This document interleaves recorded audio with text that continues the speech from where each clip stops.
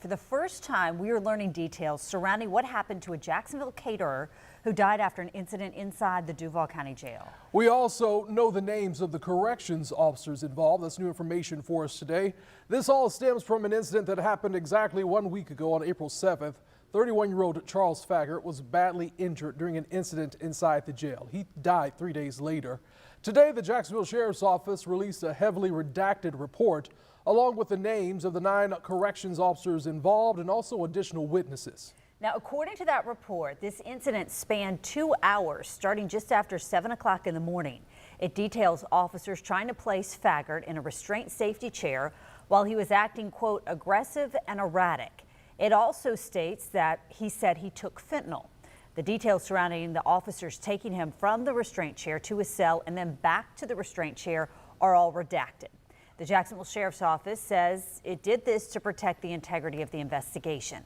And First Coast News did request and receive condensed versions of those 9 corrections officers' personnel files. Our Sydney Deshawn has been taking a closer look at the files tonight. And Sydney, some of these officers have a history of complaints. Yeah, guys, that's right. I discovered 4 of the 9 officers have documented complaints, with some facing multiple sustained violations. Here's what we found.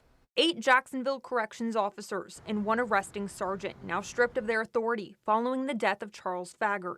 According to the concise officer report, Sergeant William Cox had 5 sustained complaints. We spoke with our crime and safety expert, Mark Bachman, about what that means. Basically, that means it was proven that there was something wrong. The report didn't go into what exactly happened, but we do know between 2018 and 2023, Cox failed to meet work standards 4 times. Length of time, length of service, this could happen over a period of time. For those instances, he received counseling on 3 occasions. His first official disciplinary action was in March of 2020 with a formal written reprimand. The report saying in August of 2021, Cox violated the department's response to resistance policy, and he received another written reprimand. I didn't see any days off for anybody for any actual punishment or disciplinary actions. The violations continue down the chain of command. Corrections Officer Elder Kurtavok had 5 sustained complaints, all in 2023.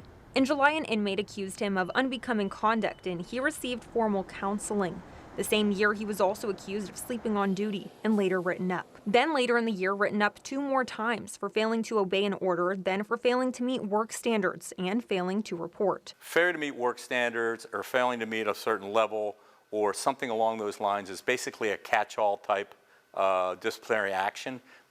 It doesn't really speak to any specificity as to what they did. Another officer, Matthew Sullivan, has 4 complaints, but 1 sustained. In December of 2023, he was formally counseled for failing to meet work standards. And Jacoby McInnes had 1 in-house complaint for failing to meet work standards in 2024. He received formal counseling in July of last year. Bachman says working inside correctional facilities comes with unique challenges. It is a very demanding job, and it's not for me to make light or give any excuses about what happened to Mr. Faggar here. This is horrible what happened. As the investigation into these officers continue, Bachman believes it will be a lengthy process. You want to be sure in what you do and ensure in how you prosecute it, because it does 2 things. A, it shows transparency in that you're trying to do the right thing, and B, it's always preserving the sanctity of justice. Now, we are working to obtain documents of what happened in each of these cases. The other officers involved in the inmate's death had clear records. I did reach out to the Jacksonville Sheriff's Office this afternoon asking for their response and for pictures of the officers. We have not heard back yet.